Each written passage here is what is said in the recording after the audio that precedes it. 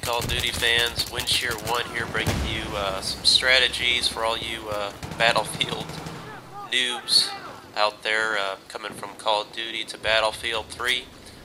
You're making a wise decision to try to play this game.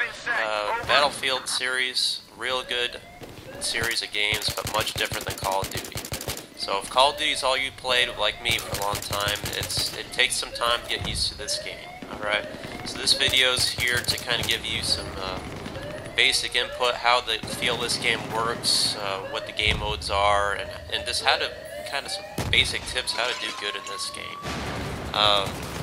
Because I know I've got some people that I know that tried this game and they're already frustrated with it because they're finding out it's not Call of Duty and they can't just run around and be Superman and destroy everything in sight and win the game themselves single-handedly.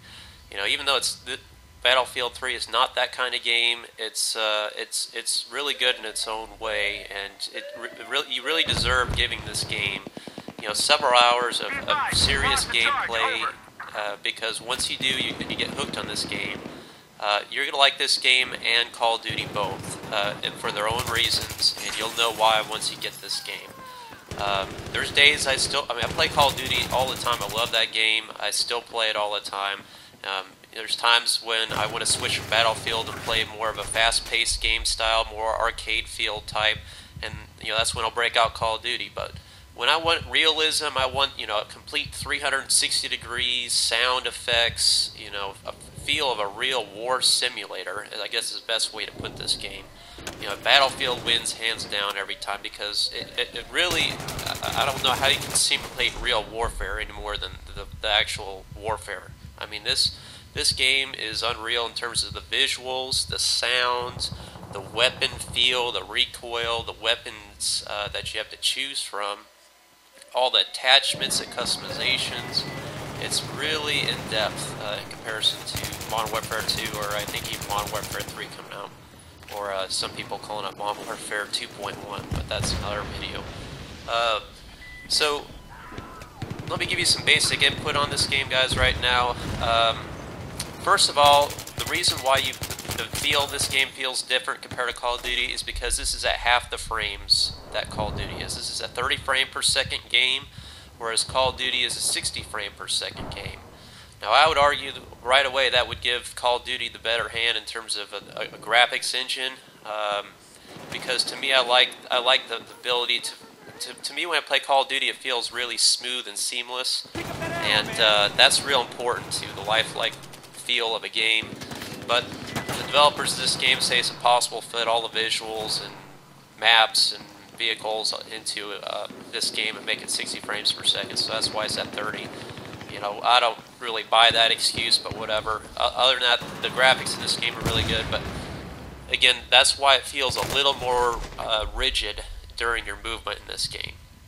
But you will get used to it. Once you do, then it just feels natural to you. Okay, so turn up your sensitivity a little bit. That'll help with you a little bit, and just bear with it. That's the worst part of the game, I have to say right there, is the fact that it's 30 frames a second, and the movement is not what you are used to, but you will get used to it. So just, again, put a few hours into it, you will get used to it, and then you'll start to figure out this game.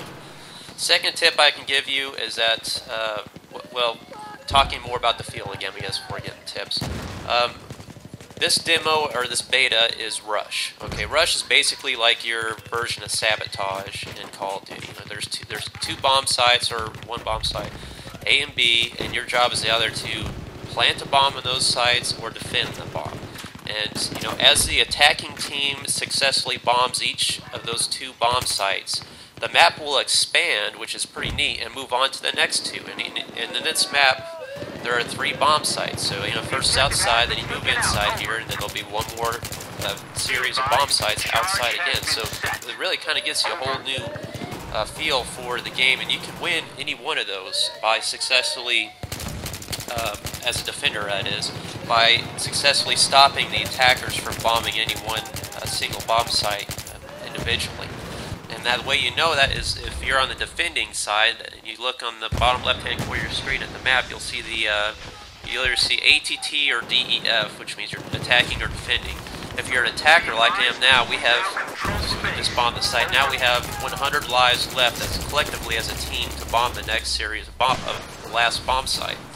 Now if the defenders are successful and they stop and kill us 100 times, there's a nice triple, if they kill us 100 times, then they win. So that's kind of what that number represents back there. It took me some time to figure that out, and I just want to explain that right now. Now you see me throwing out ammo. There's 3 categories of player in this game. And forgive me, I'm a little rusty with the new categories, but you basically have, and I think I said 3, there's actually 4. You have a sniper class, you have an assault class, you have a support class, and each one of these classes, whichever one you pick, has its own unique set of guns, and as you saw me earlier, I threw out ammo because I'm the support class. Now they changed it up from the last Battlefield, but whatever class you have medics, you have cyber class, they all have their unique set of classes. So you always want to put out those to get points, like I put out the ammo to get points, and that's what you want to do. If you're a medic, you revive people. Right here I just switched to single shot. I don't know if you noticed that. You can do that by hitting the down direction on the pad. That's a pretty cool feature on these guns now. That helps with those long range shots. But anyway, back to your support classes. If you're a medic, you can heal people. You want to do stuff like that, revive people. That gives you more points. Okay, it's all about getting points, bombing the site, defending the site, and that's kind of the name of the game, rather than just strictly bombing, the game and winning it like in Call of Duty. So again, the feel of this game, you can't just run out in the middle of the map and expect us to gun everybody down. I mean, Call of Duty's like that too. I mean, you gotta use strategy in that game. But it's a little more prevalent in this game because they're bigger maps, and the spawn points change throughout the map and the gameplay. Just kind of like Call of Duty. So I mean, it took you a while to get used to Call of Duty. It's going to take you a while to get used to this game.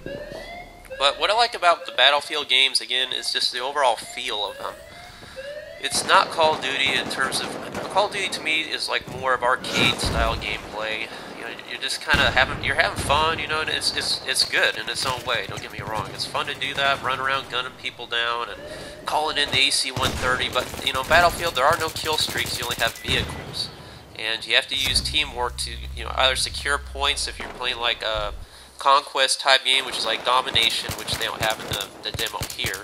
But you can, you have conquest, you have team deathmatch, and then you have rush here, which is what you're playing on the demo now. So those are kind of similar type gameplays, but there's no like capture the flag or bare bones, or I mean I don't know how many different matches there were in Call of Duty, but there were like 18 just in Modern Warfare 2, I think.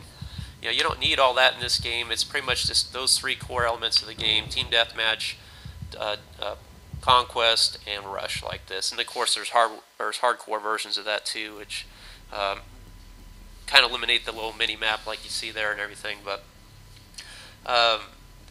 this game, you really need to give it a shot. Initially, I wasn't very fond of it, this in the Battlefield 3 version of it here, but now I'm really starting to get into it. You're going to be real pleased with yourself if you actually spend some time getting used to the feel of the game, how everything works out, like the loadouts I'm going through here. I mean, look at all these attachments. You can put like 3 attachments on a gun. I mean, that's pretty cool. You can't do that in Call of Duty unless you got the bling perk, and you still only get 2 attachments. So you make all kinds of reticles and stuff like that. It's like ribs, no noob tubing, none of that crap to worry about. That's nice. This is realism. This stuff, your environments are explosive, and that just, just when you get in the game and you're like in the heat of the battle, and stuff's blowing up around you, and you're looking through dust, and you're hearing the sound, and you're winning. I mean, it's a thrill unlike anything I've experienced with Call of Duty. I mean, you get a rush playing Call of Duty, don't get me wrong, but this game, especially if you got a headset on, I mean, it is unbelievable, just with that overall feel of warfare. It makes me never want to be in actual war, or I feel sorry for soldiers sometimes, because I can't imagine having to be in this kind of environment. But this is a real lifelike thing. You'll enjoy it. Just give it a shot, and please like the video if you liked it, and I'll have more videos on Battlefield here in the future.